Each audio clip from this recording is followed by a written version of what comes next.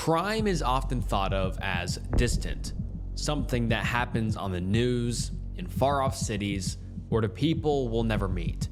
But behind that sense of distance are stories far closer, far darker, and far more terrifying than we can imagine.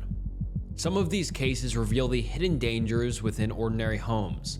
Others expose strangers whose motives remain unspeakable, and a few are so disturbing they force us to question what people are truly capable of.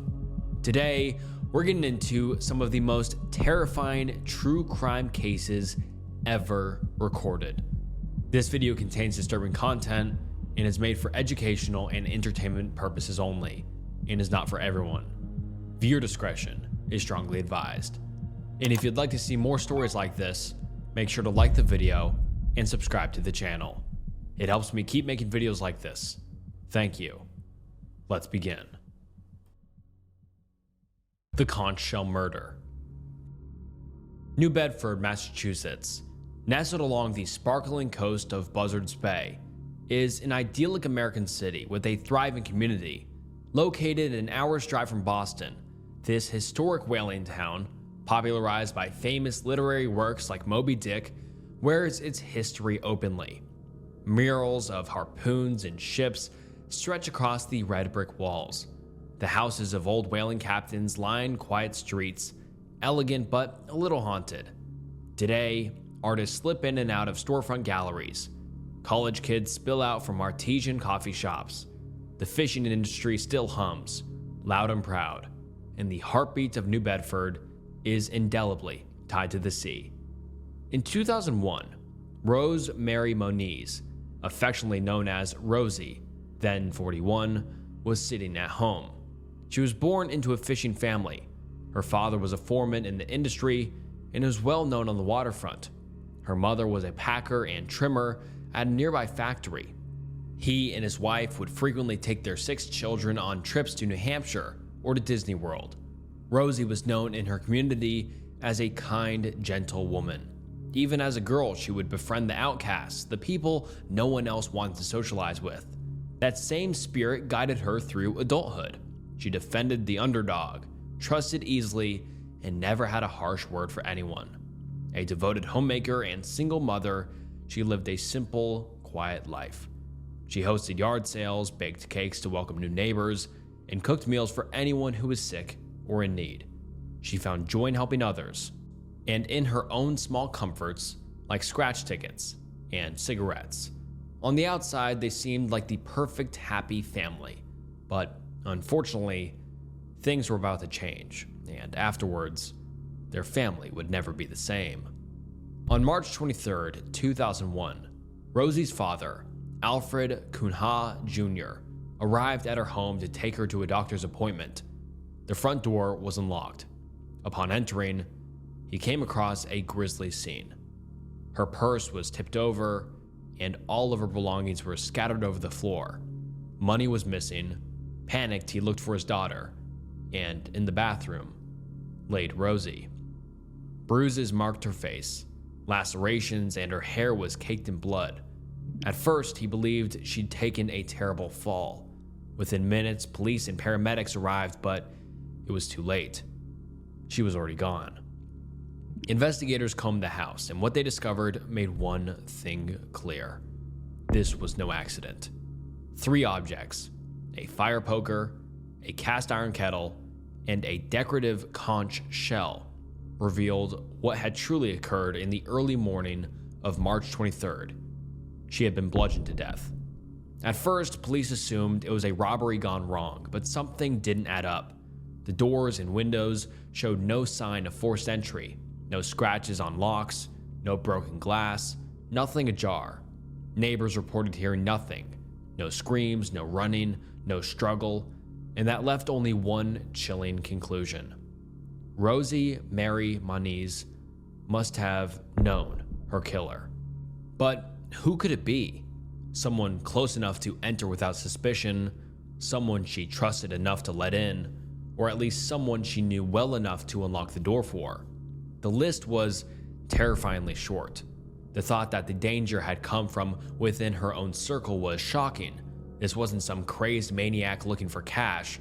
This was a passionate, angry crime committed by someone she would welcome into her home. Investigators narrowed it to one suspect, her 19-year-old son, Robert Moniz. According to reports, he lived with Rosie at the time and had been there that morning. His proximity to the crime raised police suspicion.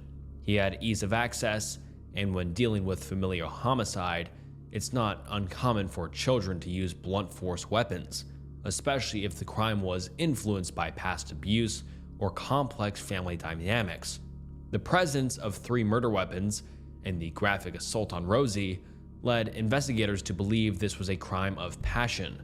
The killer wasn't cold and calculated. They were angry and sloppy. Investigators eventually cleared Robert after finding no physical evidence tying him to the crime. His fingerprints didn't match what was collected at the scene, and his alibi held up under scrutiny. But while the police moved on, the community didn't. In a small town like New Bedford, whispers spread quickly, and suspicion clung to Robert. Neighbors looked at him differently. Friends pulled away, and the stigma of being labeled a suspect in his own mother's murder was something he couldn't shake away. Even without charges, the court of public opinion had already decided its own quiet, damning verdict. Detectives widened the search. Friends, family, neighbors, old lovers, each lead fizzled out. The case began to stagnate. Weeks turned into months, months into years, but in New Bedford, people didn't forget. The whispers never stopped, the family's grief never eased, and one brutal truth hung over the case. Her killer was still out there, hiding in plain sight. The forensics of 2001 didn't help. The objects used in the attack, the cast iron kettle, the fireplace poker, and the decorative conch shell were bagged and logged as evidence. But technology at the time wasn't sensitive enough to pull meaningful DNA from them. With a limited pool of suspects and without a witness, the case went cold. A funeral was held for Rosie Mary Moniz, and the entire family gathered to say goodbye. Her siblings and parents sat together, grieving the loss of a daughter and sister taken too soon. Even her half-brother came to serve as pallbearer, carrying the coffin wordlessly over the grassy hills of Pine Grove Cemetery. Her parents were inconsolable. Due to the severity of her injuries, it was a closed casket service for Rosie. My mother and father aged overnight. The incident took 10 years off my mother's life. You could see it, said her brother, Paul Cunha. As the months passed by, the family became frustrated by the lack of forward movement in the case. The district attorney's office wasn't keeping in contact and, in their opinion, wasn't working hard enough to find the killer. In an interview, another brother had this to say: "We have done exactly what they asked and more. If it was a reverse situation, I don't think the district attorney would appreciate the same lack of communication. They don't tell us anything. We haven't said anything to this point because we were asked not to. How do we know they are doing anything at all? I'm not going to let this turn out like those girls from the highway killings." They offered a $25,000 reward for anyone with information, and in order to help investigators, left the house alone. Every bloody tile, every stained carpet was intact, so that, if needed, detectives could return, and with the preserved information, catch Rosie's killer. But the DNA collected at the crime scene was limited. In 2001, national DNA databases like CODIS were still relatively new. While it allowed investigators to compare DNA from crime scenes with profiles of convicted offenders, the database was far from comprehensive. Many individuals had not yet been entered into the system, and forensic methods for extracting usable DNA from objects, especially porous or textured items, were still developing.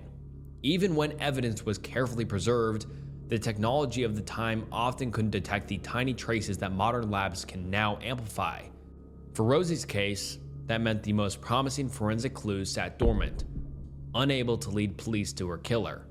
Because of this, the case stretched into limbo for nearly 2 decades. It was a long, painful wait for family members. As the years passed, the grief took its toll, but they never gave up hope. "I was willing to put the whole house up, one lump sum, to find the person," said Rosie's father. Someone must have seen something in front of that house. When asked about his daughter, he pointed to her headstone and said, "She never asked for nothing, and someone had to go in her home and do that. I have something I want to know. Right there." In 2016, Rosie's father passed away, followed shortly by her mother. They died never knowing the truth about who had killed their darling Rosie. And frankly, it might have been a mercy because 4 years later, investigators would break the case wide open, and the result was nothing short of terrifying. By 2021, the national DNA databases were strong enough to make serious progress, but there was still a problem. With the DNA evidence they had, the ones collected from Rosie's home, there were several risks, one of which being, if a family member had committed the crime, any of the objects used in the crime could be contaminated by normal DNA from house parties, Thanksgiving dinners, and regular day-to-day activities. While items like the fire poker were less frequently used, it wouldn't make a solid case. But investigators had a new idea. And with the progress of DNA technology, they were ready to try something new. The conch shell. It had been tested previously, but not entirely. The theory went that if someone used it as a weapon, in order to get a grip, their fingers would need to be inside the shell. This meant that whoever the killer was, their DNA would be inside, hidden away and preserved. And more importantly, there wouldn't be any cross-contamination. Because of the porous nature of the shell, it would have been impossible to test earlier, but with the new advancements, the team was ready to test it. Unbeknownst to them, this was the breakthrough they'd been waiting for, and they'd finally gotten their match. The DNA profile pointed investigators to Rosie's half-brother, David Reed, the same one that served as pallbearer at Rosie's funeral, the one that walked her down the aisle, quiet with emotion. May have been quiet for an entirely different reason. In 2003, David Reed was suspected of attacking and robbing a woman in the street with a tire iron. He was set for trial in 2004, but instead fled the state. Shortly after the interview, he fled, hiding away in Florida, Alabama, and later Hawaii. He was convicted of the initial crime, as well as ramming a police cruiser and felony bail jumping. Almost a decade later, the evidence in Rosie's case was re-examined, and in 2021, they found that David Reed's DNA perfectly matched the DNA found in the conch shell. So, why didn't investigators test him earlier? His DNA was found elsewhere in the crime scene, but it was never linked to David. Well, that's because, although he was a family member, it wasn't common knowledge that Rosie had a half-brother. The police were never made aware of him, and with his crimes being committed elsewhere, had no idea he could be potentially a suspect. Instead, her own son took the brunt of the suspicion from investigators and in court of public opinion for over 2 decades. As of today, David Reed is in custody and awaiting arraignment, and has been charged with murder and robbery. He has pled not guilty. Rosie's brothers had this to say about his sister's killing. "For the last 20 years, there's been a cloud hanging over my nephew's head. People in their minds thought it must be him because he was in the house. I will take every opportunity that I can to get the word out that they have who killed Rosie, and my nephew had nothing to do with it. It turned out that the person carrying her coffin to the grave was the person that killed her." The Chameleon Killer. Tucked away in the peaceful woods of Allenstown, New Hampshire, Bear Brook State Park, with over 10,000 developed acres, is the perfect destination for a peaceful getaway. Thousands of families make the migration to Bear Brooks each year, excited to camp beneath the towering pines, swim in crystal clear lakes, and talk for hours, fireside. In the summer, people enjoy hiking along beautiful trails, fishing, hunting, and horseback riding. In the winter, there's downhill skiing. It's easy to say, the park is a place of tranquility, relaxation, and happiness. But happiness doesn't always last. and on one sunny day in the dead of winter, a terrible discovery would mar the pristine reputation of Bear Brook State Park forever. On November the 10th, 1985, the day had been abnormally warm, 65 degrees, and the park's visitors were taking advantage. Seeing as it might have been the last temperate day for months, people were out and about. Deep in the park, a local hunter, out scouting for game, made his way through the woods about 100 yards from the nearest trail when he spotted something odd. An old metal drum, hidden in the brush. Curiosity got the better of him. He frequented the woods, but had never seen the drum before. He opened the lid and, inside, a plastic bag, accompanied by the smell of rot. Police arrived at the scene quickly, and when investigators cut open the plastic inside the rusted drum, they found the remains of two victims, an adult woman and a young girl. Later analysis revealed that the pair were mother and child, brutally bludgeoned to death, and they had been dead anywhere from 7 months to several years. It was clear whoever had killed them was methodical. They had carefully wrapped the victims in plastic and stripped away any identifying material. Though your typical investigation would begin with finding clues, there weren't any to find. The barrel was a dead end. No one had seen who exactly had placed it, and even if someone had, investigators had no idea when the drum was left in Bear Brooks. So, they only had one course of action left: identify the victims. The theory was most likely the killer knew his victims. Being bludgeoned to death and familial, this was no random battery. It was a crime of passion. If they could discover the identity of even one of the victims, it would draw a direct line to a very small pool of suspects. But identifying the victims was easier said than done. Given the state of decay, it would be difficult to get any information at all. They attempted dental/fingerprint analysis, as well as 2 autopsies, which turned up little. But having the remains, the New Hampshire State Police enlisted the help of forensic anthropologists who were able to create facial reconstructions of the woman and the child. With these, they made a public plea for information. The FBI was enlisted to help in the identification of the victims and circulating the images across newspapers, television, and police agencies nationwide. It wasn't long before tips started rolling in. Investigators fielded dozens of prospective leads, missing relatives, neighbors. All of them were dead ends. The images had given these victims a face, but without an identity, the case went cold. Until 15 years later, when a state trooper returned to the park, deep in the same stretch of woods, not far from where the first drum had been uncovered. The trooper pushed through the undergrowth and spotted the unmistakable shape of another rusted 55-gallon barrel.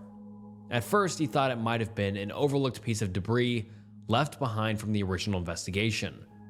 But when he pried open the lid, he discovered 2 more bodies. Both children, both girls, both victims of the same blunt force trauma. Investigators swarmed the site once again, combing every inch of the woods for overlooked evidence.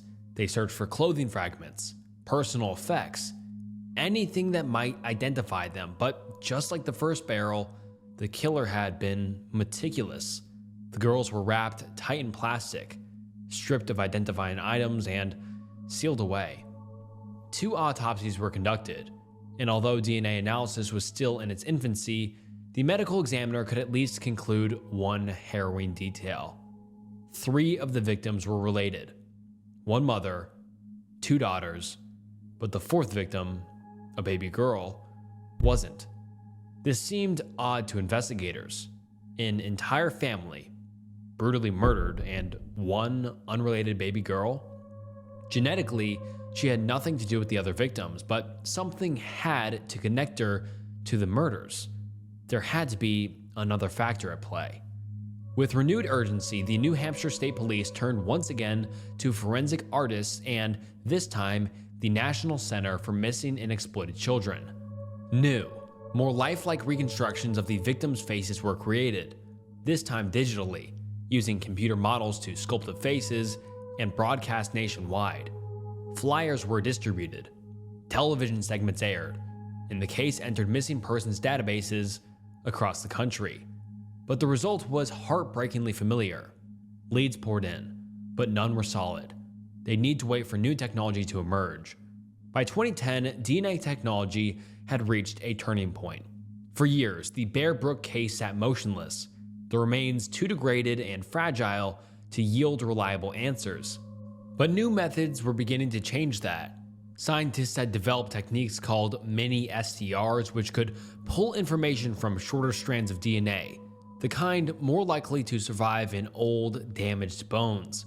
There were also advances in mitochondrial DNA testing, allowing investigators to trace maternal lines when nothing else could be recovered.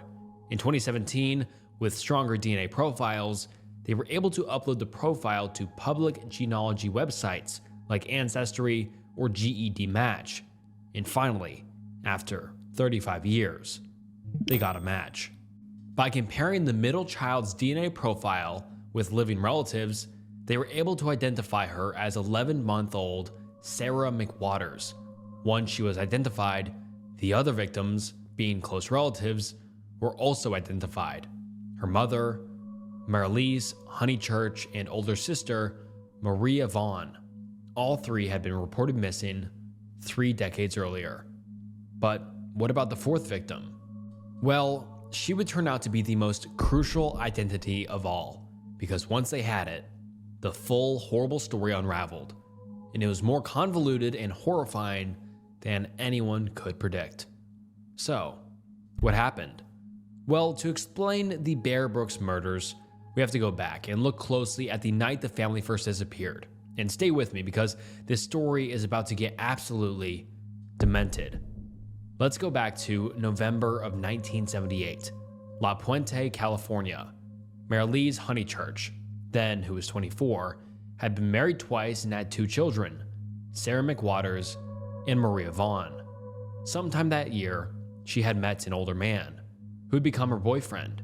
His name was Bob Evans. They had a quick and close relationship, one that her family didn't approve of. On Thanksgiving Day, Marlise brought her boyfriend to family dinner, but the celebration didn't last long. Sometime in the evening, a heated argument broke out between Marlise and her mother, who disapproved of her dating a much older man. Angry and upset, she left with her 2 kids and boyfriend, and was never seen again.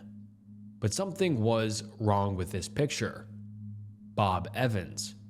He was new in town, and no one knew anything about him. He was mysterious, tight-lipped, had no family, no friends, no place of origin. For all intents and purposes, he was a ghost. And that was because there was no Bob Evans. Bob Evans never existed. It was an alias, a fake identity, assumed by someone with more nefarious intentions. So, who was the mysterious man with the fake name who went to dinner with Marlise Honeychurch? The answer? A drifter, a con man, and a killer, with a new name for every state. Arizona, California, Texas, New Hampshire, Curtis Kimball, Gordon Jensen, Larry Vonner, Bob Evans. All of these people were the same man, the man responsible for the Bear Brooks murders. And he might have gone on forever if he hadn't already been caught. 2002, Richmond, California. Unsoon June, a 44-year-old chemist, wasn't answering her phone. Her friends, who described her as a kind, responsible woman, were getting worried. Calls went unanswered, messages left with no response. This was unusual for Unsoon June, so they contacted authorities to report her missing. Police arrived at her home and began a search. What they found in the basement was horrifying. Layers of cat litter poured out onto the floor, and beneath it lay the body of Unsoon June. She had been bludgeoned to death, the same brutal method used decades earlier in New Hampshire. Her husband, living under the alias Larry Vonner, was nowhere to be found. But law enforcement quickly linked him to the scene. Fingerprints, DNA, each piece of evidence pulled back the curtain on a man who had been hiding in plain sight for decades. All those personas, all those aliases, were one disturbed man. And his real name was Terry Petter Rasmussen. Terry Petter Rasmussen was born on December 23, 1943 in Denver, Colorado. In April of 1961, he enlisted in the U.S. Navy, where he trained as an electrician and served until his discharge in July of 1967. Rasmussen later married and lived in Hawaii before relocating to Phoenix, Arizona, where he worked as an electrician and had 4 children with his wife. Around this time, he started committing petty crimes, which got him consistently arrested, and over the years he became more and more violent. Fearing for their safety, his wife divorced him and fled with the children. That was 1975. After that, he went across the nation, beginning a reign of terror that wouldn't stop until his capture. No one knows exactly why he committed the crimes he did, but prosecutors didn't care. In 2002, Rasmussen was arrested and charged with Unsun Jun's murder. He pled no contest to second-degree murder and was sentenced to 15 years to life in prison. And finally, we return to 2017 with the identity of the first 3 victims in the Bear Brooks murders and the 4th baby girl. That would finally reveal the connection that had eluded investigators for decades. So, who was she? Well, when the DNA was tested, it revealed that the unidentified girl was Rasmussen's own daughter, Ray Rasmussen. Sometime in the 1970s, he had his daughter Ray with a woman named Pepper Reed, who went missing shortly after. Today, she is presumed dead, though her remains have never been found. And even more unbelievably, that wasn't the last mother to disappear. Later, in 1981, he had another child with a woman named Denise Bodom. He was last seen abandoning the child at a truck stop, and Denise Bodom also went missing around that time, presumed dead. So finally, here's the full timeline of Terry Rasmussen's crimes.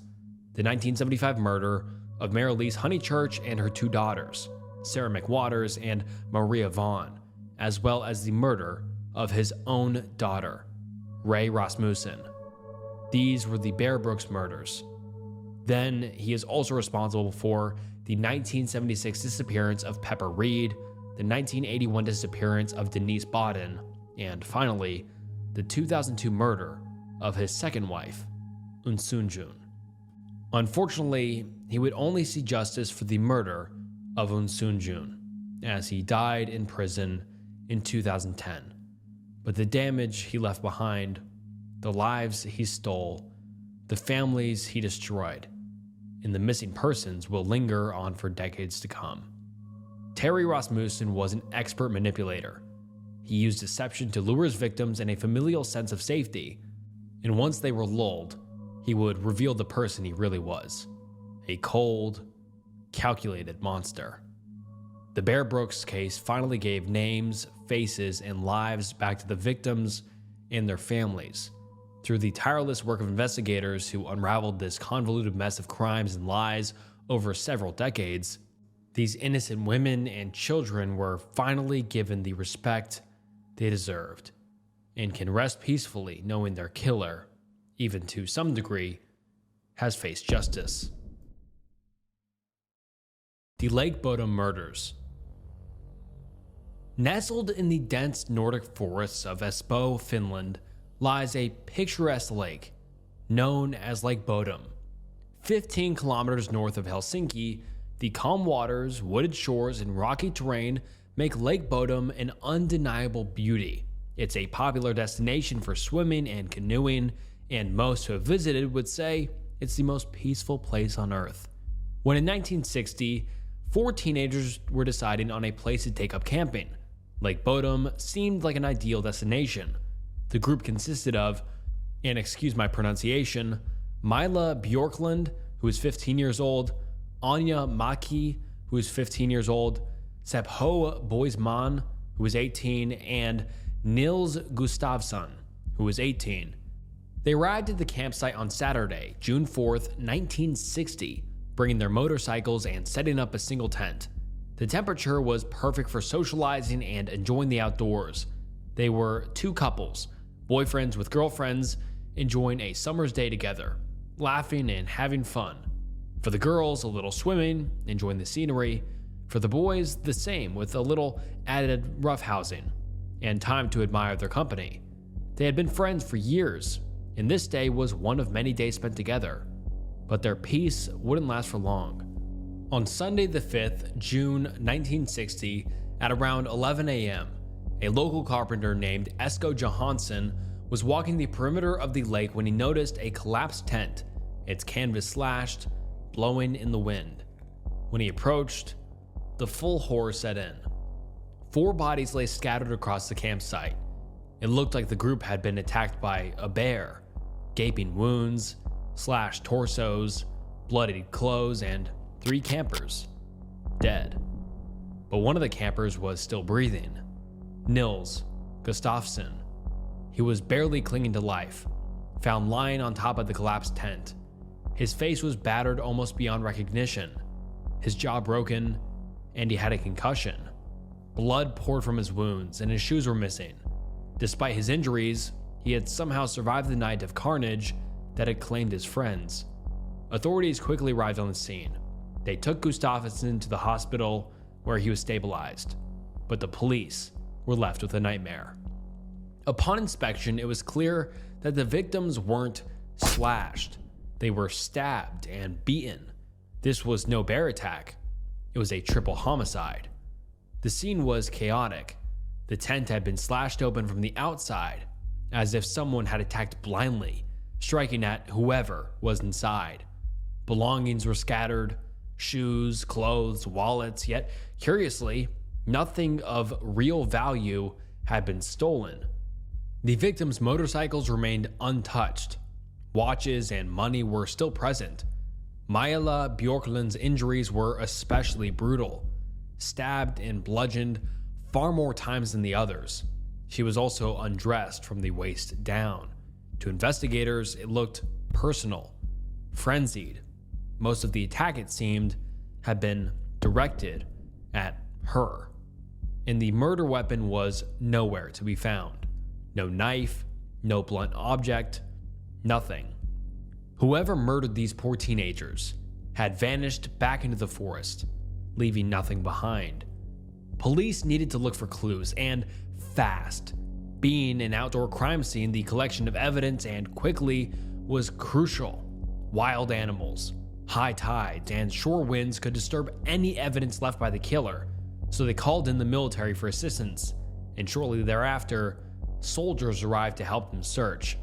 By this time, the local news had heard about the killings. Reporters arrived in droves to photograph the carnage.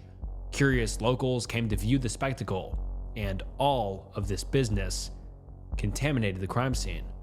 If there had been tracks or boot prints left in the sand, they were gone, trampled by the sheer volume of onlookers. The tent had been disturbed, the bodies disturbed, so any evidence collected was inadmissible. Despite the contamination, the police pressed on. At the hospital, they questioned Gustafsson. He claimed that when the attack began, he was lying in the tent with his friends. Then someone came from the outside and assaulted them. He said he was knocked out early in the assault, which explained why he survived while the others were killed. He maintained that he did not see the killer and had no memory of what happened during the attack. Given his limited testimony, there was little to work off of. In the weeks and months following the crime, they began interviewing witnesses, piecing together the final hours of the crime. Some locals claimed they had seen 2 fishermen near the campsite the night before, while a group of boys who had been out birdwatching at 6 a.m. that morning reported spotting the collapsed tent and a mysterious blonde man walking away, carrying what looked like a briefcase. Another spoke of a dark figure wandering the woods. These leads were unverified and without any other evidence. The investigation turned to speculation. They circulated a sketch of the suspect, which they got by putting a witness under hypnosis to wake his memory, and in a short while, they had a group of suspects. The first suspect was Hans Osman, a German immigrant living a short distance from the lake. He had a checkered reputation in the town of Espoo. Rumors had been circulating for some time that he had some connection to the Soviets, or perhaps was a German soldier in World War II. Locals described him as eccentric, sometimes aggressive, and ultimately untrustworthy. On the morning of June 6th, he arrived at a hospital in the neighboring Helsinki, covered in blood. His hands were covered in dirt, and his nails were caked with soil, as if he had been digging. He was agitated and behaving strangely. At one point, he pretended to faint. Doctors reported he smelled strongly of alcohol and seemed disoriented. The staff thought he looked suspicious and contacted authorities, but investigators dismissed him as just another drunk who had gotten himself dirty, and he had an alibi. His wife claimed he was home during the time of the murders, so Osman was let go. Their next suspect was Vladimir Gilstrom. Vladimir was a local kiosk owner with a notorious bad temper. Locals described him as aggressive, prone to rage, and sometimes violent, especially to people who made noise or came too close to his property. And more importantly, he had a bad history with campers and a just dislike for teenagers. He was known to throw rocks at pitched tents near Lake Bodom and shout at young people he felt were disturbing his peace. Witnesses claimed he was behaving oddly in the days following the murders. Some said he was seen burning his clothes in a sauna or throwing items into the lake, but this was never verified. He also seemed to take pleasure in all of those fear and suspicion surrounding the case. More shockingly, there were rumors that, after the murders, Vladimir had confessed while drunk, admitting he had killed the campers, but he denied the allegations when sober. Despite all of this, there was no concrete evidence linking him to the case, and his rumored confessions were hearsay and unverifiable. And surprisingly enough, he also had an alibi for the night of the killings, as his wife, too, claimed he had been home at the time. So, Vladimir was dismissed as a suspect, though some believe he was dismissed due to a language barrier between police and Vladimir, which limited their ability to question him, which is careless and lazy, but given their previous efforts to preserve the crime scene, this is no great shock. With limited leads and no real evidence, the case went cold. For 40 years, it remained unsolved, with no formal charges against any of these suspects. But over the next 40 years, they developed a new suspicion and started building a case against a brand new suspect, the sole survivor, Nils Gustafsson. At first, Nils Gustafsson was treated as a victim. His injuries were severe. His jaw fractured, his face bloodied, his skull concussed. It was difficult to imagine that he could have inflicted such violence on his friends, or even survived the night at all. But as investigators revisited the crimes, inconsistencies began to emerge. The first clue was his shoes. Back at the campsite, they were found abandoned near the woods, stained with blood. Blood belonging to the other victims. To police, this suggested he had been moving during the murders, possibly outside of the tent. If he had been unconscious through the attack, how had his shoes gotten so far from the site? Why were they hidden in the woods? Then there were his injuries.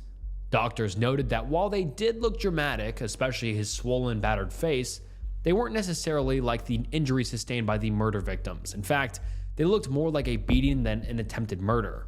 Some experts later argued that his wounds could have been self-inflicted or caused in a struggle rather than an unknown attacker striking blindly at the group. On top of that, mutual friends of the group suggested that tension sometimes ran high between the friends. Nils, in particular, was said to have been jealous and possessive over Mila Bjorklund, his girlfriend, and Mila had suffered the most severe injuries of them all. She was stabbed and beaten more than the others, suggesting the killer's rage had been focused on her. It turns out Investigators had suspected Gustafsson from the very beginning, but there wasn't enough evidence to charge him formally, so they spent a whopping 4 decades building a case against him. Then, in 2004, new forensic blood splatter analysis painted a picture, one clear enough to finally charge the sole survivor and alleged killer. At 60 years old, Nils Gustafsson was taken to trial. The trial became a national spectacle in Finland. Newspapers, television, and radio paraded every detail. The new forensic techniques, Gustafsson's statements, and the decades-old mystery of Lake Bodom, public opinion was split. Some believed Gustafsson had finally been caught, while others chalked it up to a desperate investigators eager to solve a famous cold case. At trial, the prosecution presented what they believed to have occurred in the early morning of June 5, 1960. A drunken argument erupted between Gustafsson and Seppo Boisman, the other boy, rooted in jealous affection for Gustafsson's girlfriend, Mila. The argument escalated and a fight broke out, leaving Gustafsson injured. Enraged, Gustafsson pulled out a knife, stabbing and bludgeoning them in a frenzy. When it was over, he hid his bloody shoes in the woods, staged the scene to look like an outside attacker, and collapsed outside the tent. But their case had trouble. The defense cited many reasons why it couldn't have been Gustafsson. They emphasized the severity of his facial and skull fractures, arguing that he couldn't have murdered 3 people while sustaining those injuries. Being just a boy, and not a strong one at that, it would have taken an unbelievable amount of energy to conduct a triple homicide. He also maintained he had been knocked out during the attack and remembered nothing of the killer. Though suspicious, this alone didn't make him a criminal. The defense used this to show that perhaps investigators were a bit too excited to point the finger at a victim, instead of admitting they had been careless when collecting evidence or interviewing suspects. The shoes being tucked away in the woods, well, that could be explained by him being dragged during the assault or disoriented afterwards. Crucially, there was still no murder weapon found, no eyewitnesses who claimed it was Gustafsson, and no real forensic evidence, other than blood splatter, that Gustafsson had killed his friends. All of the accusations were circumstantial, and it was also raised that, in their 40-year hunt for Gustafsson, they had neglected other suspects, ones who were much more likely to have committed the crime, and a few who had even admitted to it. But those people were dismissed with weak alibis that were just as circumstantial as the prosecutor's evidence. After months of testimony and deliberation, the jury reached a verdict. Gustafsson was acquitted on all charges.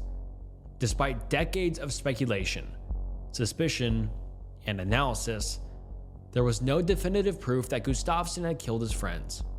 Today, Lake Bodom maintains its calm complexion, but that terrible night in 1960 haunts its reputation. Some still believe Gustafsson was guilty.